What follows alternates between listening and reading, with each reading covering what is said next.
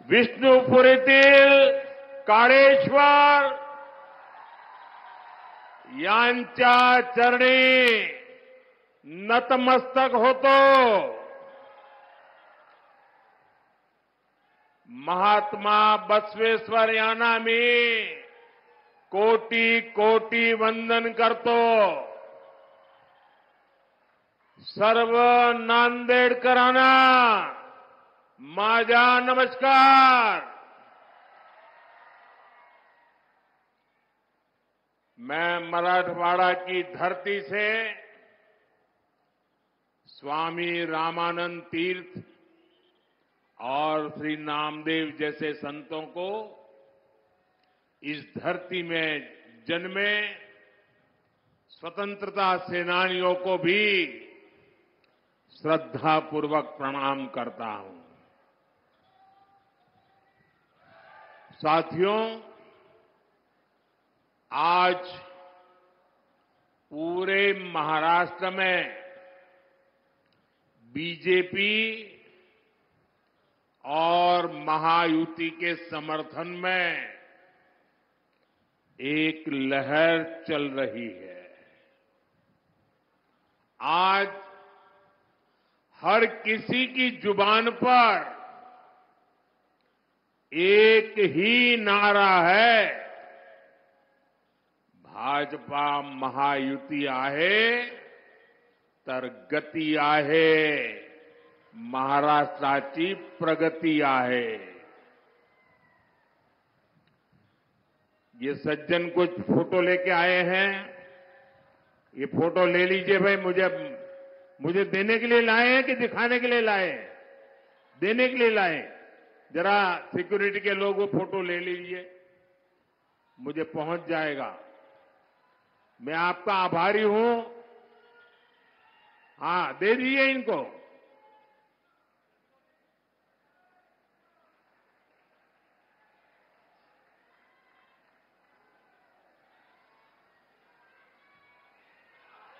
बहुत बहुत धन्यवाद आपका.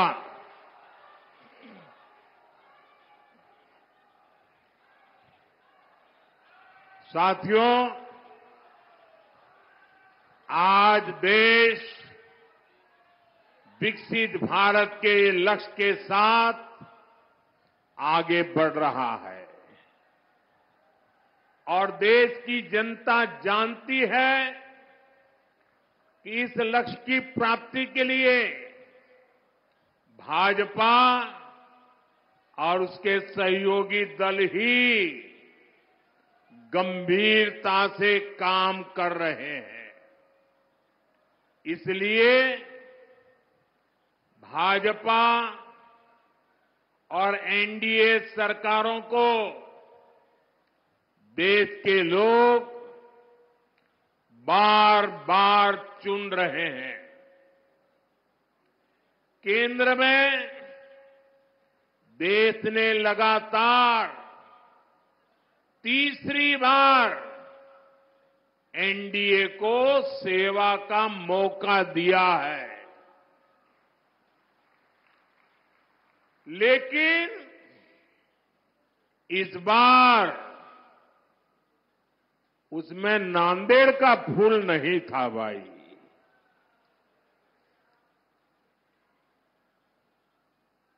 क्या इस बार नांदेड़ का फूल भी पहुंचेगा दिल्ली?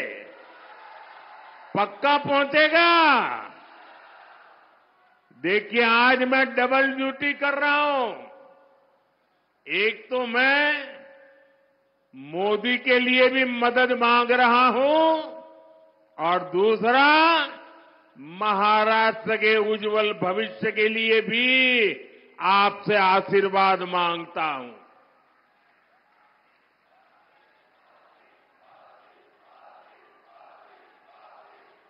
जो नांदेड़ लोकसभा क्षेत्र के भाई बहन हैं, आपको 2 वोट डालने हैं ना, याद है ना?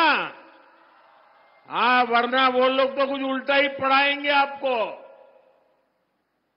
साथियों, अभी हरियाणा के चुनावों में बीजेपी को पहले से भी ज्यादा सीटें मिली पहले से क्या, इतिहास में सबसे ज्यादा सीटें मिली। अब यही इतिहास महाराष्ट्र की जनता भी दोहराने जा रही है। साथियों, पिछले 2 दिन से मैं महाराष्ट्र में जहां जहां गया हूं, हर एक के मन में ये कसक है कि लोकसभा में जो कमी रह गई, इस बार विधानसभा में जम करके इसको पूरा कर देना है। लोग कह रहे हैं विकसित महाराष्ट्र के लिए महायुति की सरकार चाहिए। महायुतीची सरकार पाहिजे। साथियों, महाराष्ट्र ने कांग्रेस के प्रकोप को, उनके पापों को लंबे समय तक झेला है। खासकर मराठवाड़ा के किसान, आपकी परेशानियां की तो जड़ ही कांग्रेस पार्टी है। कांग्रेस सरकारों ने कभी यहां के किसानों के सुख दुख की परवाह नहीं की। साथियों, पिछले 10 वर्षों में मराठवाड़ा को सूखे की समस्या से मुक्ति दिलाने के लिए कई कदम उठाए गए हैं। महायुति सरकार ने पश्चिमी बैतरणी और उल्लास सब बेसिन से पानी लाने का फैसला किया है। दमनगंगा, बैतरणी, गोदावरी रिवर लिंक योजना से भी मराठवाड़ा को लाभ होगा। मराठवाड़ा में 11 सिंचाई योजनाओं को मंजूरी दे दी गई है। इस क्षेत्र की सिंचाई की समस्या दूर करने के लिए मराठवाड़ा वाटर ग्रिड परियोजना शुरू की गई थी, लेकिन जब महाअघाड़ी की सरकार आई तो उसने इस पर रोक लगा दी। अब महायुति की सरकार ने इसे दोबारा गति दी है। साथियों, किसानों की हित ये हमारी सबसे बड़ी प्राथमिकता है। महाराष्ट्र के 1.25 करोड़ से ज्यादा किसानों को पीएम किसान सम्मान निधि का फायदा मिला है। नांदेड़ में 5 लाख से ज्यादा किसानों के खाते में, मैं सिर्फ नांदेड़ की बात कर रहा हूं, लगभग 1,500 करोड़ रुपए भेजे हैं। ये कुछ नौजवान लेके आया है बड़ा प्यार से, भाई कब से हाथ ऊपर करके खड़ा है, उसका हाथ थक जाएगा, जरा ले लीजिए। धन्यवाद भैया आपके प्यार के लिए। ये आपका प्यार ही मेरी ताकत है भाई। साथियों, यहां के सोयाबीन किसानों को संकट से उबारने के लिए आर्थिक सहायता भी दी गई है। साथियों, पिछले 2.5 वर्षों में मराठवाड़ क्षेत्र में 80,000 करोड़ रुपए का निवेश हुआ है। इससे रोजगार के हजारों नए अवसर तैयार हुए हैं। दिल्ली मुंबई इंडस्ट्रियल कॉरिडोर इस क्षेत्र को नई पहचान दे रहा है। रेल कोच फैक्ट्री और लॉजिस्टिक पार्क ने यहां विकास के नए द्वार खोले हैं। समृद्धि महामार्ग से इस क्षेत्र की प्रगति को नई रफ्तार मिली है। नांदेड़ से गुजरने वाले शक्तिपीठ एक्सप्रेसवे से पूरे मराठवाड़ की अर्थव्यवस्था को नई ऊंचाई मिलेगी। नांदेड़ से दिल्ली और आदमपुर के लिए विमान सेवाएं शुरू हो गई है।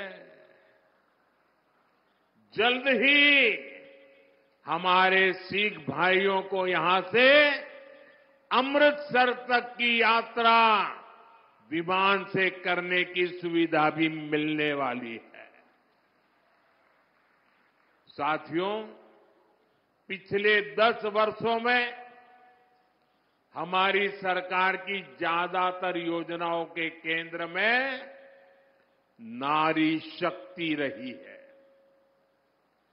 जिस परिवार को पीएम आवास योजना के तहत घर मिल रहा है, जिस घर में नया शौचालय बन रहा है, जहां पहली बार बिजली और पानी का कनेक्शन पहुंच रहा है, जिस रसोई में पहली बार गैस सिलेंडर पर खाना बन रहा है, वहां घर की महिला सदस्य को ही सबसे ज्यादा सुविधा हो रही है।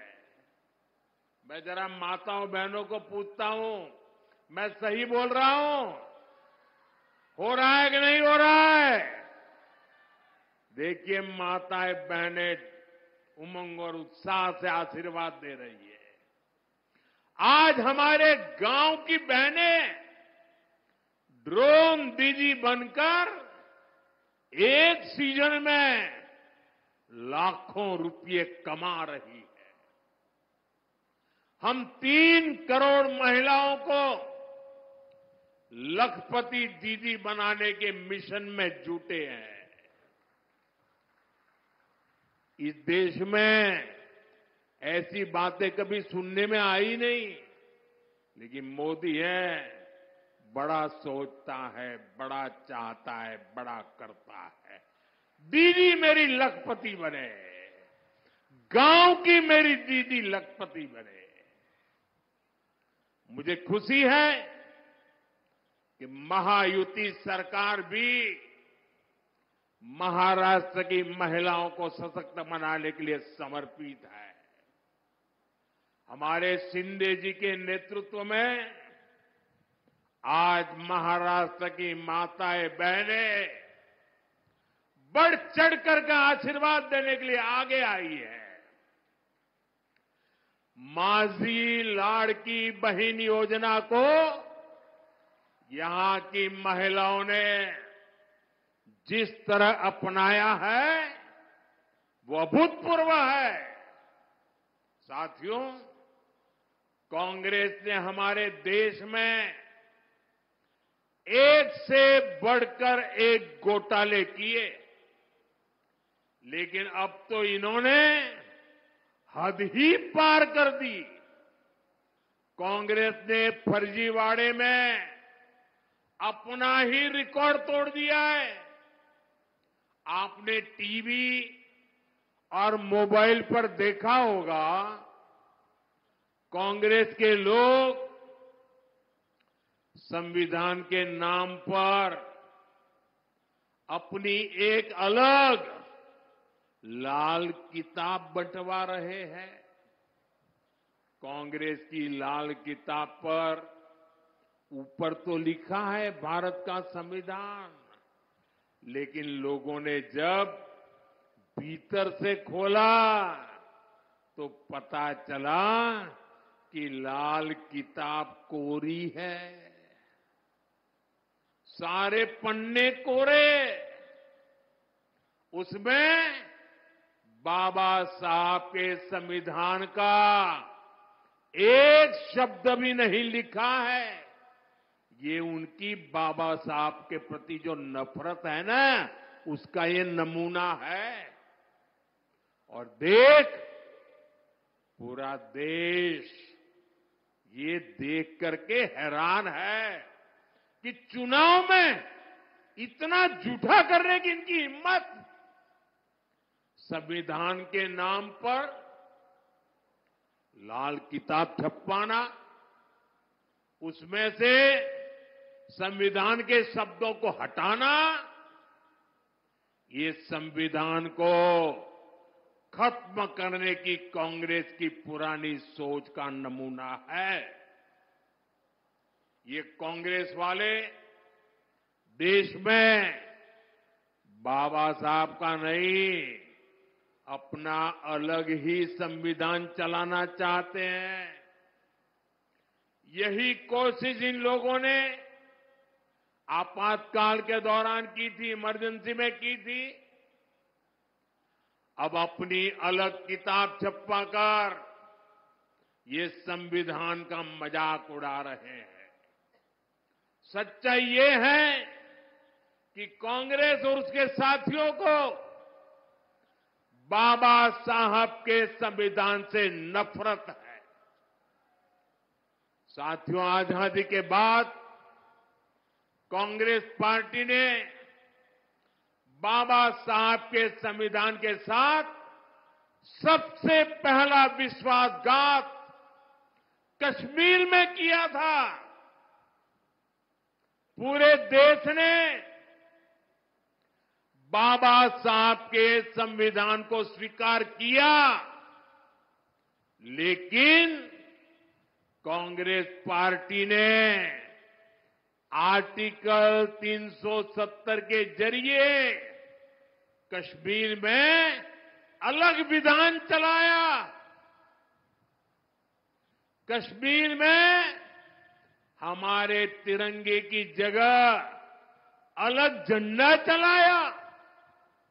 कांग्रेस ने जम्मू कश्मीर के दलितों को उनके कोई अधिकार नहीं दिए।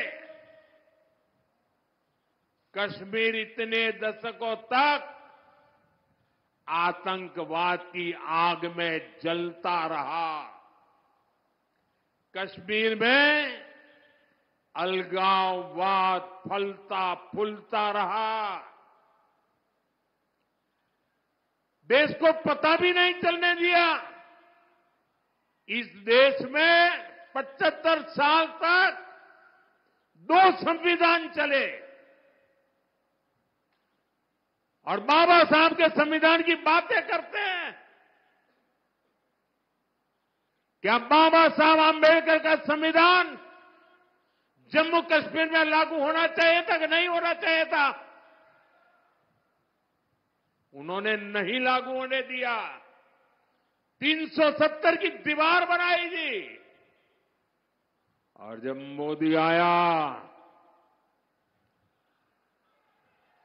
दशकों के इंतजार के बाद हमने कश्मीर को आर्टिकल 370 की जकड़ से आजाद करवाया। 370 की दीवार को हमेशा हमेशा के लिए जमीन में गाड़ दिया है।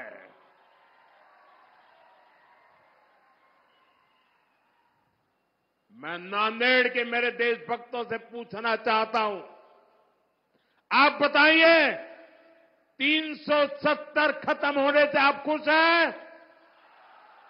अब 370 मरनी चाहिए कि नहीं मरनी चाहिए? क्या 370 को कभी जिंदा होने देंगे क्या? लेकिन देखिए मेरे नांदेड़ के भाई बहन, कांग्रेस इस फैसले के खिलाफ है। अभी जम्मू कश्मीर में चुनाव हुए थे, वहां कांग्रेस गठबंधन को सरकार बनाने का मौका मिला। सरकार बनाते ही जैसे ही ये लोग विधानसभा में गए, इन्होंने 370 को फिर से लागू करने का प्रस्ताव पास कर दिया। जरा कांग्रेस वालों को पूछिए, ये 370 के पीछे इतना प्यार क्यों है उनको? हमें जम्मू कश्मीर से प्यार है, उन्हें 370 से प्यार है। आप मुझे बताइए, जब से जम्मू कश्मीर से 370 हटा, आप मुझे बताइए वहां आतंकवाद की कमर टूटी कि नहीं टूटी? लाल चौक में तिरंगा फहराया कि नहीं फहराया? लाल चौक में लोगों ने दिवाली मनाई कि नहीं मनाई? वहां अलगाववादी अलग थलग पड़ गए कि नहीं पड़ गए? इतना ही नहीं, कश्मीर में विकास को नई गति मिली है। वहां लोकतंत्र मजबूत हुआ।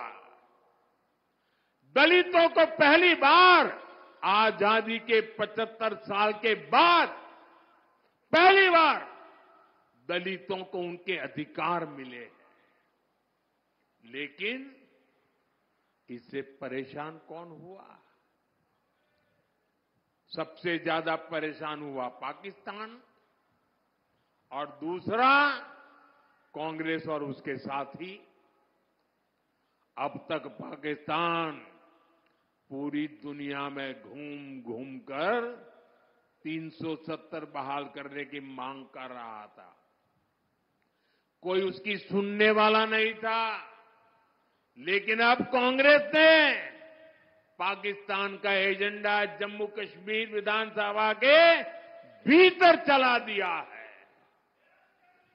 क्या कोई भी देशभक्त, कोई भी मेरा मराठी मानुस ऐसी कांग्रेस को माफ कर सकता है क्या? मुझे पूरी ताकत से हाथ ऊपर करके जवाब दीजिए। ऐसी कांग्रेस को माफ कर सकते हैं क्या? ऐसी कांग्रेस को माफ कर सकते हैं क्या? ऐसी कांग्रेस को सजा दोगे कि नहीं दोगे? इस चुनाव में उनको पराजित करोगे कि नहीं करोगे? उनको सबक सिखाओगे कि नहीं सिखाओगे? कांग्रेस वाले जरा देख लो, ये महाराष्ट्र के स्वाभिमानियों की धरती है। महाराष्ट्र ये देश पर मर मिटने वालों की धरती है। जो लोग राजनीति के लिए इस स्वाभिमान से समझौता कर रहे हैं, जो लोग बाला साहब ठाकरे की विरासत के साथ धोखा कर रहे हैं, उन्हें महाराष्ट्र के लोग जरूर सबक सिखाएंगे। साथियों, बीते कुछ दशकों से देश में कांग्रेस का जनाधार लगातार तार तार हो रहा है, कम हो रहा है। इसकी सबसे बड़ी वजह है एससी समाज की एकजुटता, दलित समाज की एकजुटता, एसटी समाज की एकजुटता, आदिवासी समाज की एकजुटता, ओबीसी समाज की एकजुटता। आजादी के बाद जब तक एससी, एसटी, ओबीसी अलग अलग जातियों में बटे रहे, कांग्रेस मजबूत रही, केंद्र में सरकार बनाती रही। कांग्रेस की राजनीति को सूट करता है कि ओबीसी समाज की जातियां आपस में लड़ती रहे। कांग्रेस को ये बर्दाश्त नहीं हो रहा है कि पिछले 10 वर्षों से देश में एक ओबीसी प्रधानमंत्री है, वो सबको साथ लेकर चल रहा है। इसलिए वो ओबीसी की पहचान खत्म करके अलग अलग जातियों में बांटने का खेल खेल रही है। कांग्रेस बड़े समूह वाले ओबीसी से ओबीसी की पहचान छीनकर उसे छोटे छोटे समूहों वाली अलग अलग दर्जनों जातियों में बांट देना चाहती है। इसलिए यहां नांदेड़ में कांग्रेस माली को वाणी से लड़ाना चाहती है, तांबोली को कुंभार से लड़ाना चाहती है। कांग्रेस सुतार को सुनार से लड़ाना चाहती है। कांग्रेस निहाली को निराली से लड़ाना चाहती है। कासार को मणेरी से लड़ाना चाहती है। तेली को पांचाल से भिड़ाना चाहती है। कांग्रेस ओबीसी को छोटे छोटे समूहों में तोड़कर आपस में लड़ा करके आपसे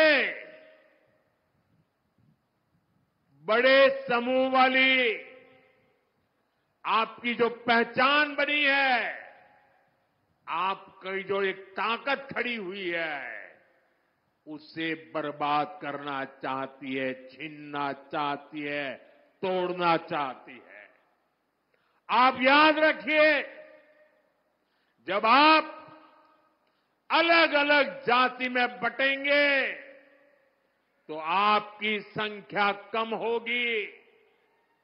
फिर कांग्रेस वाले आपका आरक्षण आपसे छीनेंगे। यही कोशिश नेहरू जी से लेकर राजीव गांधी तक सबने की थी। अब वही काम, वही चालबाजी करके कांग्रेस के शहजादे देश की जनता की आंख में धूल झोंक रहे हैं। उनका मकसद यही है। और इसलिए मैं देशवासियों को कहता हूं, समाज को तोड़ने वाली इनकी इस प्रवृत्तियों से सावधान रहना है। हम एक रहेंगे तो सेफ रहेंगे। हम एक रहेंगे तो हम एक रहेंगे तो हम एक रहेंगे तो हम एक रहेंगे तो साथियों, विकसित भारत तभी संभव है जब महाराष्ट्र विकसित होगा, महाराष्ट्र का हर परिवार समृद्ध होगा। केंद्र और महायुति की सरकार आपके सपनों को पूरा करने में जुटी है। महायुति के उम्मीदवारों को भारी बहुमत से जिताकर आप अपने भविष्य को सुरक्षित करेंगे। आपने आज हम सब पर इतनी बड़ी तादाद में आकर के जो आशीर्वाद बरसाया है, मैं नांदेड़ की धरती का, नांदेड़ के लोगों का, इस पूरे क्षेत्र के लोगों का सर झुका करके आभार व्यक्त करता हूं। मेरे साथ बोलिए भारत माता की, भारत माता की। दोनों हाथ ऊपर करके पूरी ताकत से बोलिए भारत माता की, भारत माता की, भारत माता की। बहुत बहुत धन्यवाद।